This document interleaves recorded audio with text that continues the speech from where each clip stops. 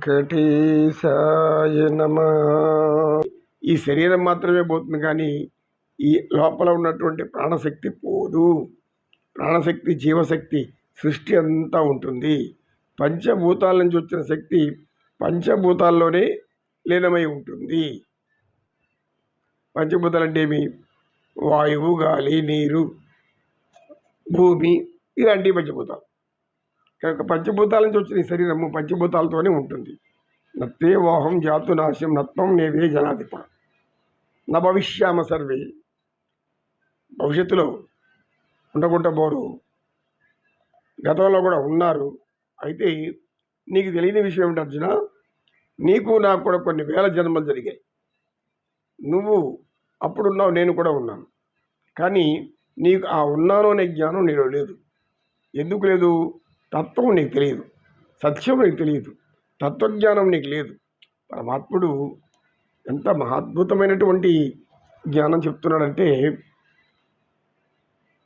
ఆత్మ అనే దాని గురించి ఈ యొక్క సాంఖ్యయోగం అనేక విషయాలు వస్తుంది. ఆత్మ గురించి చెప్తాడు ఆయన. ఆత్మను స్వచ్ఛమైనది గాను, పవిత్రమైనది గాను, పరమాత్మలో ఉన్నది గాను, నిత్యమైనది గాను పంచభూతాలు ఆ యొక్క ఆత్మను ఏమి చేయవు, అలాగే ఉంచుతుంది. మళ్ళీ ఆ ఆత్మ ఏ శరీరం ధరించాలో విధాత నిర్ణయించి ఉంటాడు. దాన్ని అనుసరించి జరుగుతూ ఉంటుందని మనకు పురాణాలు చెప్తాయి. ఏది ఏమైనా పరమాత్మ ఇక్కడ చెప్పే వ్యక్తి ఎవరు? శ్రీమన్నారాయణుడు, శ్రీకృష్ణ అవతారం. ఈ జ్ఞానబోధ ఇతర దేశాల్లో, అంటే ఇతర జ్ఞానం సంపటికలో మనకు ఇలాంటి జ్ఞానం కనపడుతుంది. అంటే ఏమి? ఆత్మ ఒకప్పుడు ఉండి ఒకప్పుడు లేకుండా పోదు. ఇప్పుడు మనిషి రూపంలో కాబట్టి మనిషిగా కనబడుతున్నావు, కానీ అది అంతకుముందు ఏ రూపంలో ఉందో నీకు తెలియదు. ఎవరు తెలుస్తుంది? జ్ఞానులు తెలుస్తుంది, యోగులకు తెలుస్తుంది, మహర్షులకు తెలుస్తుంది, మునివర్యులకు తెలుస్తుంది, మునీంద్రులకు తెలుస్తుంది. కనుక ఇలాంటి జ్ఞానం పొందకుండా నీవు దుఃఖపడిన వారి గురించి దుఃఖపడుతున్నావు. కానీ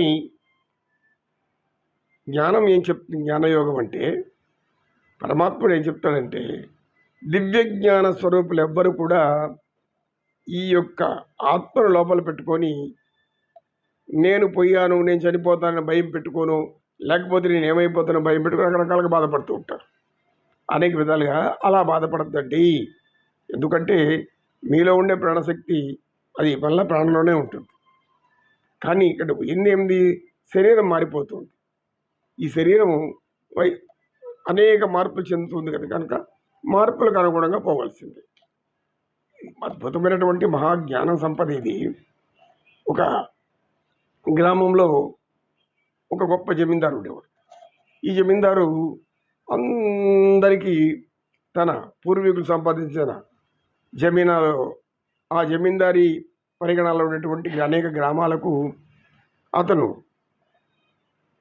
ఉత్తముడుగా ఉండి మంచివాడిగా పేరు తెచ్చుకుంటాడు. ఎందుకు మంచివాడి పేరు తెచ్చుకుంటాడు అంటే, అనేక మంది అనేక కులాల వాళ్ళు ఉంటారు, అనేక మతాల వాళ్ళు ఉంటారు, జాతుల వాళ్ళు కూడా ఉంటారు.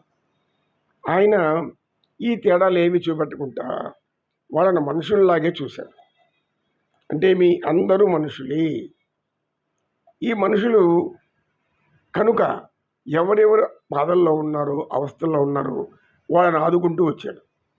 అంత మంచి పనులు చేస్తుంటే అతని గుండెలో పెట్టుకొని చూసుకుని అందరూ గొప్ప మానవ సేవకుడు, మానవ సేవే మాధవ సేవ నమ్మినవాడు, మానవ సంహారమే దైవ ద్రోహమని తెలిసినవాడు.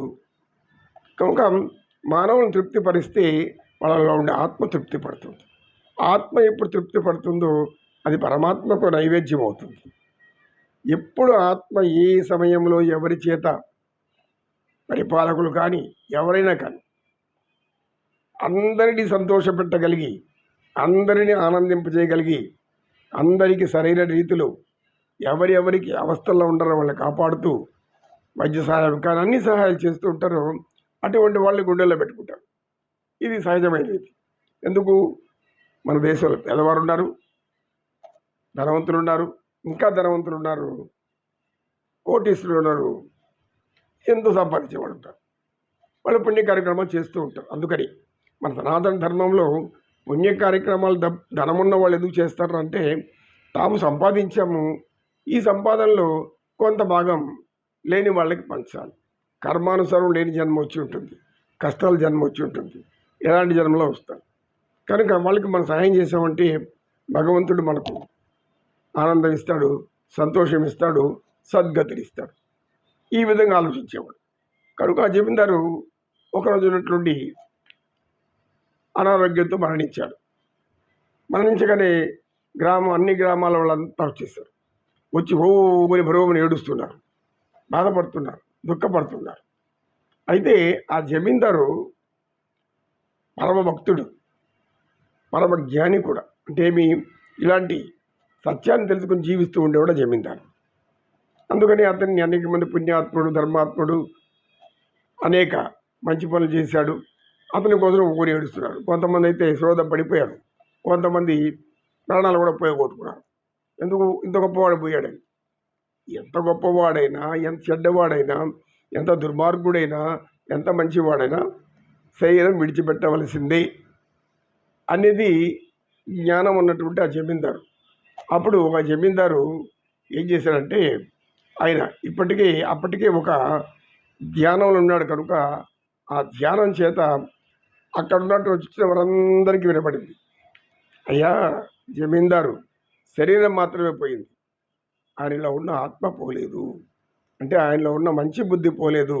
ఆయన తర్వాత తరంలో వాళ్ళకి ప్రవేశిస్తుంది, వాళ్ళు అలాగే చూసుకుంటారు. కనుక మనం ఎవరమైనా అందరూ పోవలసిన వాళ్ళవి. మనం దుఃఖపడి ఏం ప్రయోజనం ఉంది? దుఃఖపడడం కన్నా ఆయన పొగుడుతూ ఆనందిస్తూ సంతోషంగా ఉండి మహానుభావుడు, పుణ్యాత్ముడు పోయాడు అనుకునేవాళ్ళు అనేక మంది ఉంటారు. కనుక ఇటువంటి జ్ఞానం కలిగి ఉండాలని ఒక అతనికి అంతర్వాణి అంటే జమీందారు లోపల నుంచి ఒక అంతర్వాణి వినబడింది. ఏమని? మీరు దుఃఖపడకండి, బాధపడకండి, అందరూ కూడా పోయేవారే, మంచివారైనా దుర్మార్గులైనా పోవాల్సిందే. పోవడంలో తేడా ఉంటుంది. దుర్మార్గుడు పోతే నలుగురు కూడా రాడు వెనకాల, అదే పుణ్యాత్ముడు పోతే లక్షల సంఖ్యలో వస్తుంటారు. ఇది మనం నిత్యం చూస్తున్నది.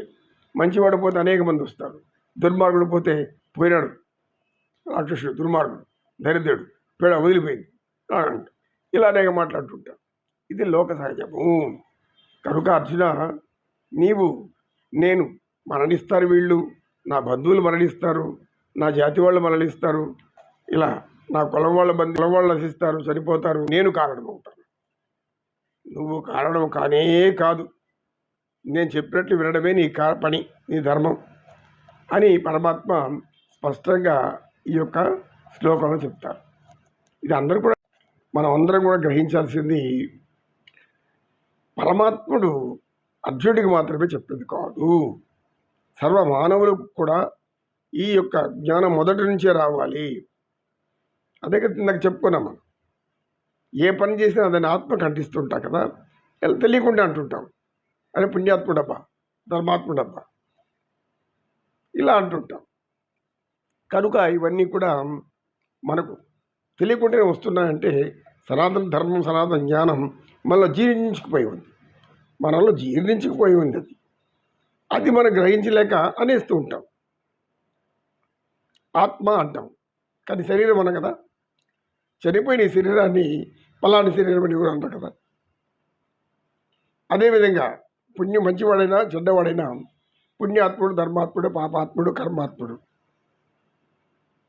ఎందుకు ఆత్మకు చెప్తున్నాం మనం? ఇది ఆలోచించాలి ప్రతి ఒక్కరు కూడా. ఆత్మకు ఎందుకు ఆపాదిస్తున్నాము అంటే, మనలో ఆత్మజ్ఞానం అనేది మనకు తెలియకుంటే లోపల ఉంది. పామరులైనా, చదువు రాని వారైనా, జ్ఞానం లేరైన వారు కూడా ఈ మాటలు వాడుతూ ఉంటారు. కనుక ఈ ఆత్మజ్ఞానం అనేది మనల్ని ఉంది. అయితే మనం దాని యొక్క అసలు రహస్యాన్ని తెలుసుకోలేకపోతాం. ఈ భగవద్గీత చదివితే భగవద్గీతలో చెప్పేది ఇదేమి అర్జునుడు చెప్పడం లేదు, చావు పుట్టుకలు సహజము అని చెప్పడానికి హైందవులు ఇంత గొప్పగా బతికారని చెప్పుకున్నాం కదా. రామతీర్థుల వాళ్ళు అమెరికాలో బోధిస్తూ ఉంటే అందరూ అడిగారు, మీ భారతీయులకి ఇంత జ్ఞానం ఉంది, అందరూ అంత దైవీక స్థితిలో ఉంటారేమి అని అడిగారు. అప్పుడు ఆయన ఒకే మాట, నోటు ఒక మాట అంటారు. ఏమంటారంటే, మా భారతీయులు జ్ఞానం చెప్తారు, వింటారు, మీరు వింటారు, ఆచరిస్తారు. భారతీయులు అనేక మంది ఆచరిస్తారు. అంటే తేడా మీరు అడిగిన దానికి